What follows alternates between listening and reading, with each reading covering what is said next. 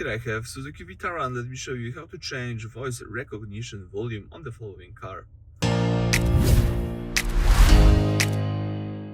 So at the very beginning, let's start by using the home screen. Here all you need to do is find and select the settings, so the gear icon. From the settings, all you need to do is select the system settings, so the first tab from the left side of the menu, and then let's choose the second option, which is volume settings. Then from volume settings, you need to choose the voice recognition volume. So this controls the volume of the system voice when you are using voice commands, the feedback voice that confirms what you said. So in my case, I'm using number 4, the 4 level, but I can make it loud. I can make it quieter. You've got the test. Let me show you the highest level.